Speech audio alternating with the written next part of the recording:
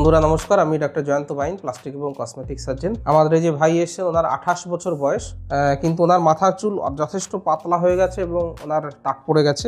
তো এই অবস্থাতে উনি হেয়ার ট্রান্সপ্লান্ট করতে এসেছেন। তো আমরা যদি দেখি খেয়াল করে, ওনার কিন্তু আমরা দেখতে পারবো প্রায় গ্রেড 7 কাছাকাছি হেয়ার থিনিং হয়েছে, একদম চকচকে টাক হয়নি, কিছু চুল রয়েছে। তো আমাদের এই ভাই যেহেতু ওনার মাথার পেছন অবধি খালি হয়ে গেছে, মাথার মাঝখানে কিছু চুল রয়েছে, উনি চাইছেন যে আমরা সামনের দিকেও যাতে কিছু ফলিকেল ট্রান্সপ্লান্ট করি, পেছনের দিকেও ট্রান্সপ্লান্ট করি।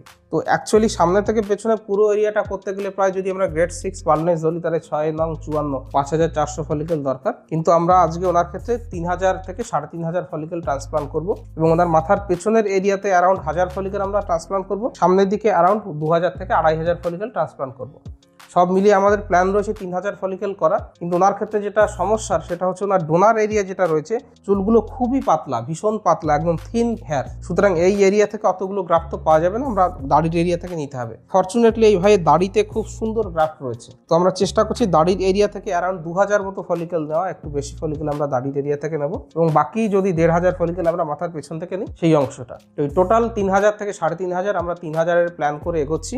যদি 500 ফলিকেল পাওয়া যায় ভালো, তাহলে আমরা আর একটুখানি বেশি ডেন্সিটি বা একটু বেশি এরিয়া কভার করতে পারবো। আমাদের প্রাইমারি টার্গেট হচ্ছে জোন 1 এবং জোন 2 কভার করা, জোন 3টা বাকি থাকবে এবং জোন 4টাকে কভার করা। তাহলে 1, 2 এবং 4 এই তিনটে এরিয়াকে আজকে আমরা কভার করব, জোন 3টাকে আপাতত আমরা ছেড়ে দেবো। তো এইভাবে প্ল্যান করে আমরা এগোবো। এই ভাইকেও আমি যে জিনিসটা বোঝাচ্ছিলাম, যে ওনার ক্ষেত্রে মেইন সমস্যা হচ্ছে যে ওয়াইড এরিয়া রয়েছে যেটাতে আমাদের কভার করতে হবে, সেই তুলনায় ডোনার এরিয়ার চুলগুলোর কোয়ালিটি ভালো নয়। তো সেই জন্য আমাদেরকে এইভাবে প্ল্যানিং করতে হচ্ছে, যাতে সামনেটা এবং পেছনটা, কারণ একজন মানুষকে হয় মানুষ সামনের দিক থেকে দেখে, নইলে পেছনের দিক থেকে দেখে। মাঝখান যে ওপরের এরিয়াটা, সেই এরিয়াটা আমাদের ফটোতে বা ভিডিওতে বা আমরা সরাসরি দেখি না। সেই জন্য এটা আমাদের লিস্ট প্রেফারেবল জোন, যে দুটো মোস্ট প্রেফারেবল জোন, সেই দুটো জোনে আজকে আমরা 3000 থেকে 3500 ফলিকেল, 500 গ্রাফট আমরা যদি তুলতে পারি, ডেফিনেটলি আমরা 3500 ফলিকেল করব। তাহলে চলুন একবার মার্কিং দেখিয়ে। তো আমরা প্রথমে ন্যাজিয়ানটাকে মার্ক করছি, যেখানে মহিলারা টিপ পরে থাকেন, তার উপরে 4 ফিঙ্গার ওপরে আমরা যাব, 4 আঙুল ওপরে আমরা যাব।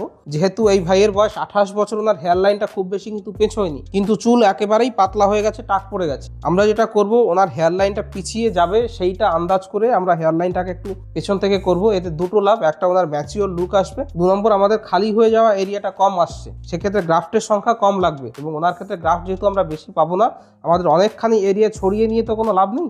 যেটুকু এরিয়া আমরা করব, সেই এরিয়াটা যাতে ভালোভাবে করা যায়, সেইটা আমাদেরকে মাথায় রাখতে হবে।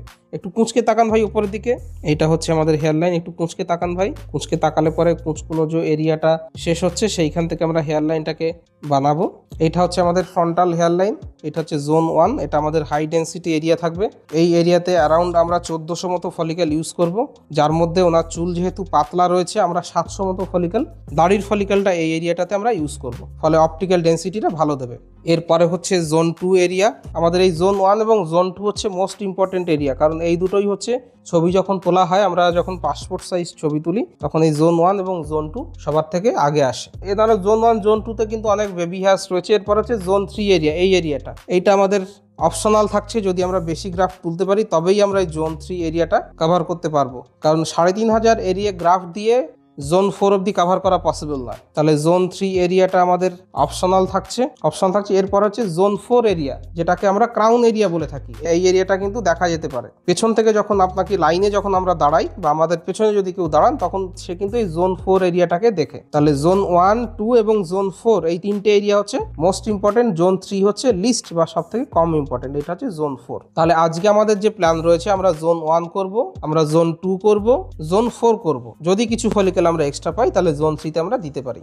তো এটা হচ্ছে পাসপোর্ট ভিউ। পাসপোর্টে যখন ছবি নেওয়া হয়, আমরা এইভাবে ছবি নিয়ে থাকি। দেখুন, তাহলে পাসপোর্টে ছবি নিলে আমরা কিন্তু সিফ জোন 1 এবং জোন 2টাতে দেখতে পাচ্ছি। এটা হচ্ছে পাসপোর্ট ভিউ। আর যখন আমরা পিছিয়ে বসাবো, একটু ঘুরে যান, আমরা যখন পেছন থেকে কোনো মানুষকে দেখি, তখন এই জোন 4 এরিয়াটাকে দেখুন, আমরা শুধু জোন 4 এরিয়াটাকে দেখতে পাই। তাহলে এই জোন 1 এবং 2 এবং জোন 4 এইটা হচ্ছে মোস্ট ইম্পর্টেন্ট এরিয়া, আর এই জোন 3 এরিয়াটা হচ্ছে লিস্ট ইম্পর্টেন্ট এরিয়া। কারণ জোন 3টা কিন্তু দেখুন এত মাথা নিচু করে দিয়েছি, তাও জোন 3 কিন্তু দেখা যাচ্ছে না। তাহলে এই এরিয়াটা আমাদের লিস্ট লিস্ট ইম্পর্টেন্ট বা কম গুরুত্বপূর্ণ এরিয়া। তাহলে 1, 2 এবং 4 আজকে আমরা কভার করব। তো অনেক ক্ষেত্রেই আমাদের অনেক বন্ধুরা আসেন যাদের ওনার মতো বাল্ডনেস রয়েছে 1, 2, 3, 4 4টে এরিয়াতেই হেয়ার ট্রান্সপ্লান্ট দরকার। আপনারাও বলতে পারেন স্যার 4 এবং 1, 2 এ করবো। ওনার ক্ষেত্রে 3টা আমরা এই কারণেই বাদ দিতে পারছি, কারণ ওনার কিছু হেয়ারস এই যে আমরা দেখতে পাচ্ছি ভেলাস হেয়ার জোন 3-তে কিন্তু রয়েছে। এই যে হেয়ারস গুলো রয়েছে এগুলো আমরা মিনক্সিডিল ফিনাস্টাইড দিলে পরে তারা কিন্তু মোটা হবে, বাড়তে পারে। সেই কারণে কিন্তু আমরা 3টাকে বাদ দিতে পারছি। যদি 3-এ কোনো চুল না থাকতো, 2, 3-এ যদি কোনো চুল না থাকতো, সেক্ষেত্রে কিন্তু 1, 2 এবং 4 আমরা করি, তো মাঝখানে 3কে যদি বাকি রাখি তাহলে দেখতে বিসদৃশ্য লাগবে। সুতরাং ওনার ক্ষেত্রে যেহেতু কিছু চুল জোন 3, জোন 2 এরিয়াতে রয়েছে, জোন 4-এও কিছু চুল রয়েছে, হালকা একটা লেয়ার্স রয়েছে, সেই জন্য ওনার ক্ষেত্রে 1, 2 এবং 4 আমরা কভার করতে পারছি। কিন্তু যাদের একদম চকচকে টাক হয়ে গেছে তাদের ক্ষেত্রে কিন্তু 2বার করেই করতে হবে, 1, 2, 3 প্রথমবারে এবং 4 এবং 1টা সেকেন্ড টাইমে। তো এরকম কোন ক্ষেত্রে কিভাবে প্ল্যানিং করব সেটা পেশেন্ট টু পেশেন্ট ভ্যারি করে, কারণ প্রত্যেকের হেয়ার পড়ে যাওয়ার স্টাইল, তাদের রিকোয়ারমেন্ট, তাদের ডোনার এরিয়া প্রত্যেকটা মানুষের ক্ষেত্রে আলাদা আলাদা হয়। তাহলে এক্স্যাক্টলি আপনার জন্য কি দরকার হতে পারে সেটার একটা আইডিয়া আপনি এখান থেকে পেতে পারেন, কিন্তু এক্স্যাক্টলি কি করতে হবে সেটার জন্য আমাদের সঙ্গে যোগাযোগ করবেন। আপনি হোয়াটসঅ্যাপে ফটো পাঠিয়ে দিতে পারেন, নিচে আমার হোয়াটসঅ্যাপ নম্বর রয়েছে। তাহলে আমি দেখে আপনার কোন গ্রেডের বাল্ডনেস, কতগুলো ফলিকল লাগবে, কিভাবে প্ল্যানিং করব, কত খরচ হবে, সমস্ত ডিটেলস বলে দেবো।